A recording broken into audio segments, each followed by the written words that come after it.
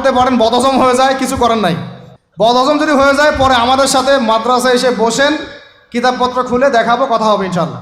ঠিক আছে, অনলাইন গরম করার দরকার নেই। রমজান মাসে আমরা তারাবির নামাজ পড়বো ইনশাল্লাহ জামাতে। কোথায়? জামাতে ইনশাল্লাহ। 1 2 নাম্বার, তারাবির নামাজ পড়বো 20 রাকাত। কত রাকাত? 20 রাকাত। আর যদি বলেন যে আমি ভাই কম পড়ি, পড়েন আপনি বাসায়, কোনো সমস্যা নাই।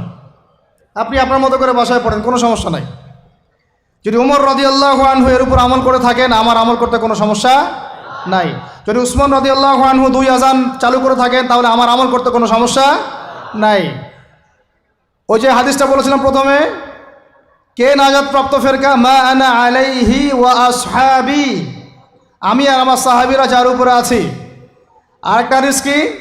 আলাইকুম বিসুন্নতি ওয়া সুন্নতি খুলাফায়ে রাশিদিন মাহদিয়িন মিন বাদি, তোমাদের উপর অবধারিত হচ্ছে, ওয়াজিব হচ্ছে আমার সুন্নতকে আঁকড়ে ধরা এবং আমার সাহাবীদের সুন্নতকে কে আঁকড়ে ধরা। কার কার সুন্নত? আমার সুন্নতকে আঁকড়ে ধরো এবং আমার সাহাবীদের সুন্নতকে আঁকড়ে ধরো, খোলাফায়ে রাশেদার সুন্নতকে আঁকড়ে ধরো, যারা মাহদিয়িন হেদায়েত প্রাপ্ত। সাহাবায়ে কেরাম যদি কিছু চালু করেন, আমল করতে কোনো দোষ নাই, বরং এটাই হচ্ছে সুন্নতের আরও শ্রেষ্ঠ অনুসরণ। কারণ আমি তো ওমরের চেয়ে বড় পরহেজগার হইতে পারবো না। পারবেন? তাহলে আমি তো উসমানের চেয়ে দিন বেশি বুঝি না। তিনি যদি 2 আযান চালু করতে পারেন, তাহলে আমি তাকে বেদাতি বলতে পারি না, নাউজুবিল্লাহ। যদি কি আমি তাকে এভাবে শব্দ প্রয়োগ করা হয়েছে বাংলাদেশে, উসমান রাদিয়াল্লাহু আনহু যদি 2 আযান চালু করে থাকে, ওটা বেদাত হয়ে গেছে, নাউজুবিল্লাহ। বলেন নাউজুবিল্লাহ। সাহাবীরা কিছু চালু করলে যদি বেদাত হয়, তাহলে সুন্নত হবে কি? তাহলে সুন্নত কোনটা হবে? তাহলে এ ব্যক্তি এরকম কথা যদি কেউ বলে থাকে, তাহলে তার উচিত হবে এখনই রুজু করে ফিরে আসা, অহংকার না করা, হঠকারিতা না করা, এখনই ইস্তেগফার করে তওবা করে ফিরে আসা। আল্লাহ মাফ করে দিবেন ইনশাআল্লাহ।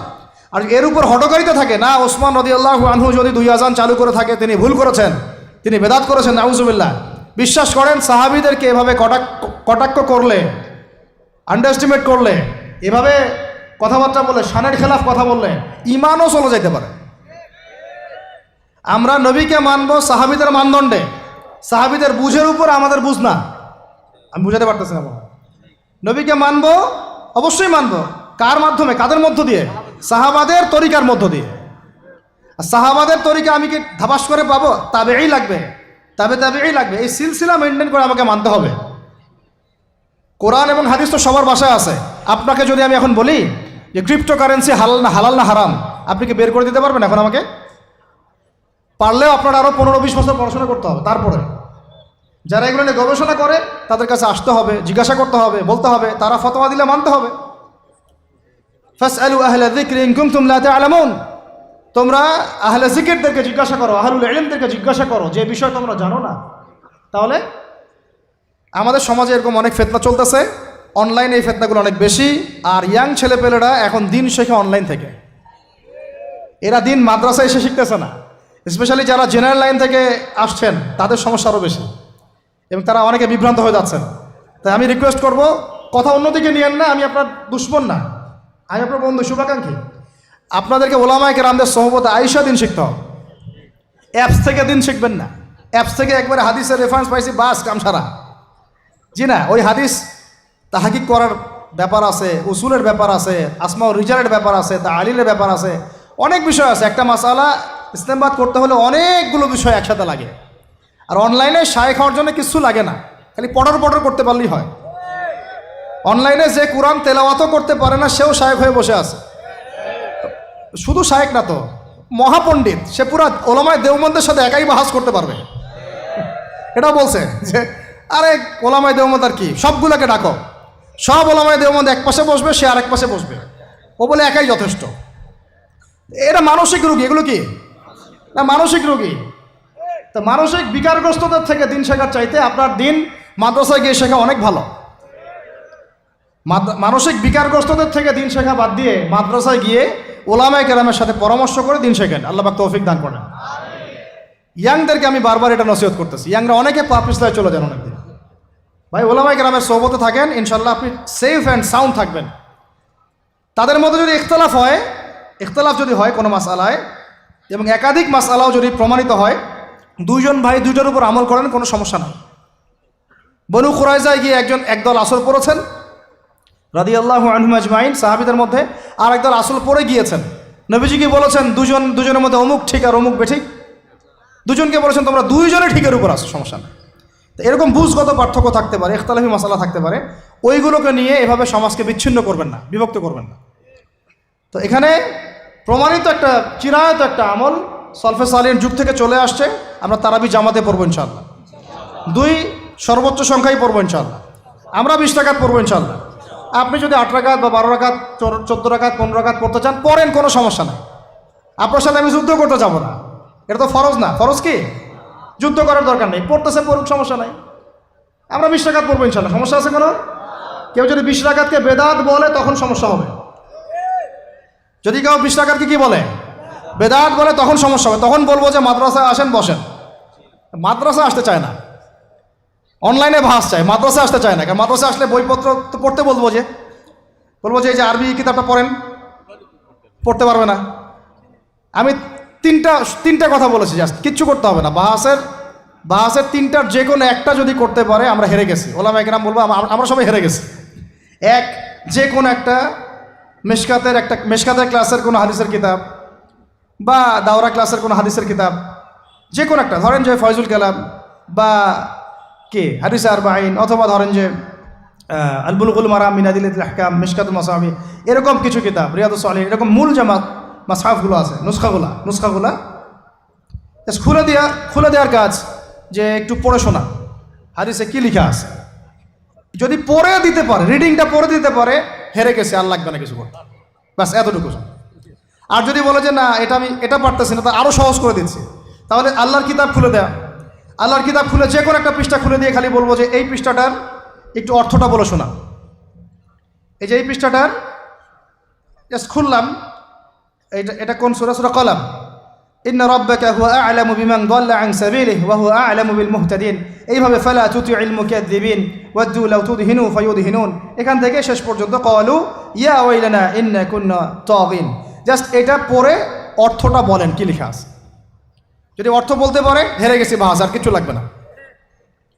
এটাও যদি না পারে, তৃতীয় অপশন, লাস্ট, যে কোনো একটা পৃষ্ঠা খুলে বলবো যে ভাই, হে আমার দিনী ভাই, মুসলিম ভাই, শুধু এইটাকে রিডিংটা পড়ে শোনান, অর্থও করতে হবে না, সহি শুদ্ধভাবে। যদি পড়তে পারেন, হেরে গেছি, বাস। আর কিছু বলতে পারবো? আর কিছু বলার আছে? ব্যাস। ওলামায়ে কেরামের সোহবতে যেহেতু আসি, ওলামায়ে কেরামদের সম্মিলিত ফতোয়া, তারাবির সালাত কত রাকাত? ব্যাস, পড়বো ইনশাল্লাহ। 1 নম্বর জামাতে পড়বো, তারপরে ইনশাল্লাহ আমরা 20 রাকাত পড়ার চেষ্টা করব। বাধ্যতামূলক না ভাই, আপনি চাইলে অল্প পরে চলেও যেতে পারেন। আপনি টায়ার্ড হয়ে গেছেন, 10 রাকাত পড়ছেন, 12 রাকাত পড়ছেন, বাসায় গিয়ে বাকিটা পড়বেন বা পরে পড়বেন, বা পড়লেনও না, গোনা হবে না। কিন্তু একটা চিরায়ত, একটা সুন্নাতকে বেদাত বলতে পারেন না। বেদাত বললে তখন আপনার সাথে বাহাস হবে। কি হবে? বাহাস হবে। আর 3 নম্বর কথা হচ্ছে, তারাবির সালাত আমরা খতমে তারাবি পড়বো ইনশাল্লাহ, একদম খতমে তারাবি। এটা নিয়েও কত কথা উঠছে, খতমে তারাবি বেদাত। আরে ভাই, রমজান মাসে যদি কোরআন খতম না দেয়, কোন মাসে খতম দিবে? এখনও তো মক্কা মদিনায় আপনি দেখবেন কি হচ্ছে, খতমে তারাবি এখনও ওখানে হচ্ছে। তো ওখান থেকে জোরে আমিন নিয়ে আসতে পারেন, 20 টাকার তারাবি আনতে পারেন না?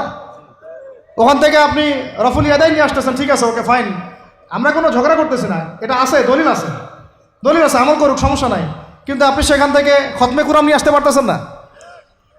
আমরা কিছু নিব না, এমন কেন হচ্ছে? কে বলছে যে তারা কোনো মাযহাব ফলো করে না? তারা হাম্বলি ফিক ফলো করে, চলে। তারা একটা নির্দিষ্ট, এবং 4 মাযহাবের 4টা ফিকের ব্যাপারে তারা উদার।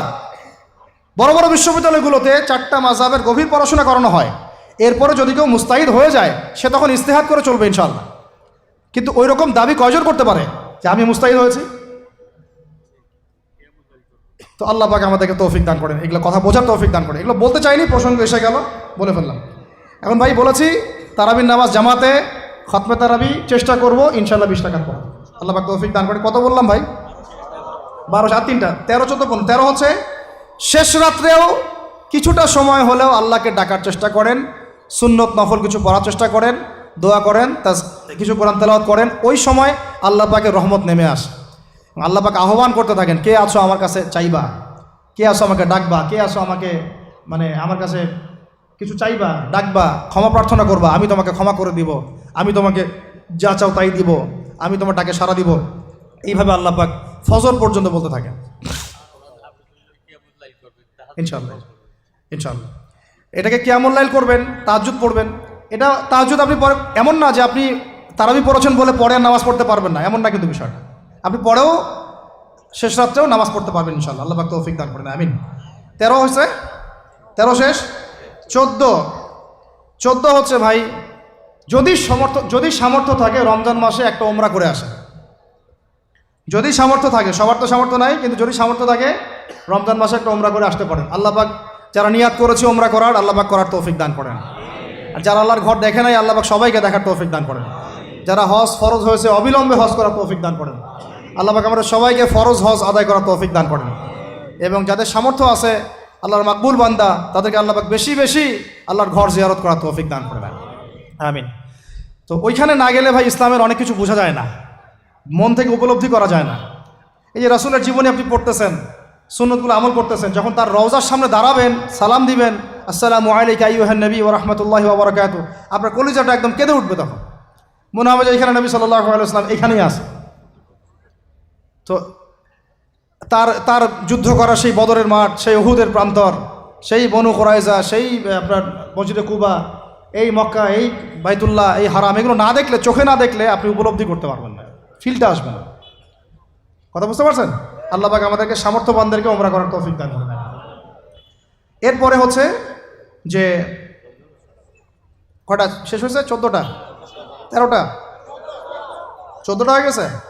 আচ্ছা, শেষটা হচ্ছে রমজানে আমরা আমাদের আশপাশের সমাজের যত দরিদ্র মানুষ আছে, অসহায় দরিদ্র ইয়েতিম, বিধবা, মিসকিন, এরকম মুসলিম যারা আছে, তাদের সবাইকে ইনশাআল্লাহ রমজানের পণ্য সামগ্রী, খাদ্য সামগ্রী বিতরণ করবো ইনশাআল্লাহ। এই উদ্যোগটা আমরা সবাই নেই, তো আল্লাহ পাক নেওয়ার তৌফিক দান করেন, আমি। প্রত্যেকটা এলাকা ভিত্তিক যুবকরা দাঁড়ায় যাও, হালাল যাদের অর্থ ওদের থেকে কালেকশন করে প্যাকেট রেডি করো। এক মাসে রমজানের প্যাকেজ, চাল ডাল ছোলা বুট যা যা হয়, রমজানের প্যাকেজটা করে সমাজের নিম্নবিত্ত, একদম নিম্নবিত্ত, নিম্ন মধ্যবিত্ত, নিম্নবিত্তরা চেয়ে খাইতে পারে, নিম্ন মধ্যবিত্তরা কিন্তু চেয়েও খাইতে পারে না, ওদের গায়ের হতে লাগে, তাই না? তাদের নাম লিস্ট করে সবার ঘরে ঘরে পৌঁছে দেওয়ার চেষ্টা করে, আল্লাহ পাক তৌফিক দান করেন।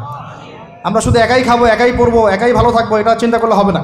সমাজের আপামর এই দরিদ্র জনগোষ্ঠীর পাশে রমজান মাসে আমাদের সবাইকে দাঁড়ানো উচিত, আল্লাহ পাক দাঁড়ানোর তৌফিক দান করেন, আমিন। আর এর সাথে একটা জিনিস জুড়ে দিলাম, রমজান মাসে আমরা বেশি বেশি মানুষকে ইফতার করাবো ইনশাআল্লাহ।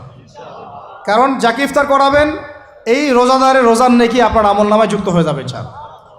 অতএব বেশি বেশি ইফতার করাবো, এবং রমজান মাসে ইফতার বিতরণ প্রজেক্ট এবং প্যাকেজ আমরা রেডি করবো ইনশাআল্লাহ। এবং সমাজের সমস্ত দরিদ্র মানুষ, অসহায় মানুষ, ইয়েতিম, বিধবা, মিসকিন, তাদের ঘরে ঘরে আমরা গিয়ে পৌঁছে দেবো ইনশাআল্লাহ। আল্লাহ পাক আমাদেরকে এই কাজগুলো করার তৌফিক দান করেন, আমিন। তো রমজান মাস কেন্দ্রিক এই 15টা নসিহত সবাই মনে রাখি, মাথায় রাখি, দিলের মধ্যে রাখি। আল্লাহ পাক আমাদের সবাইকে সুস্থতার সাথে রমজান মাসে এই কাজগুলো করার তৌফিক দান করেন, আমিন। আজকের মতো এখানে শেষ করছি। আকুলু কওলি হাযা আস্তাগফিরুল্লাহ লি ওয়া লাকুম ওয়া লিসাইরিল মুসলিমিন। বারাকাল্লাহু লানা ওয়া লাকুম বিল আয়াতিল হাকীম।